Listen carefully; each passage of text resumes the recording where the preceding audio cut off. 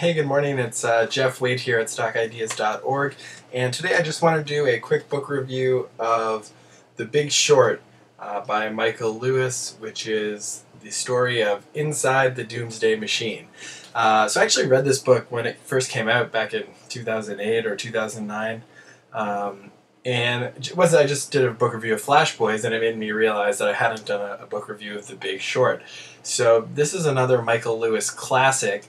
The Doomsday Machine, in the subtitle here, basically refers to the mortgage-backed securities derivatives market. So, this book sort of outlines the causes, I guess, of the 2008, beginning of 2009 financial panic and stock market collapse.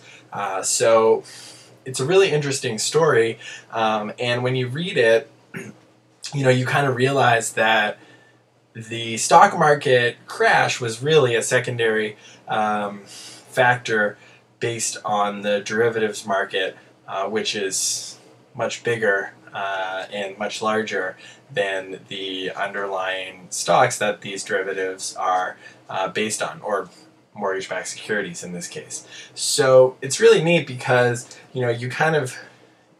Michael Lewis does a really good job of showing both sides of the coin. He profiles bankers that are selling these mortgage-backed securities and kind of propagating this industry under the guise of the American dream and home ownership. And then on the other side, he kind of, I guess, profiles a couple of fund managers that are actively shorting The Big Short, actively shorting the housing market and these mortgage-backed securities. So they're buying credit default swaps and hoping to profit from the decline in mortgage-backed securities and the stock market as well. So the interesting thing that I think this book does really well is not only does it tell a compelling story, but it also does a good job of highlighting some of the risks and nuances of the financial system. So the book kind of shows the complacency really on a global scale of these investors who are happy to just believe in the status quo and believe as everything is okay and that prices are going to keep going up. And that's something that really struck me, was the scale of the complacency outlined in The Big Short is pretty amazing. But on the other side of that, Lewis does a really great job of illustrating just how kind of confusing and convoluted these mortgage-backed securities and these credit default obligations, how all of these different financial instruments are so complex, they're almost designed not to be understood, so that, if nobody knows what they mean, then the charade can continue to go on. And it's not until, some people really dig down and figure out how these securities are structured, and why they might not be worth as much as everyone thinks they're worth.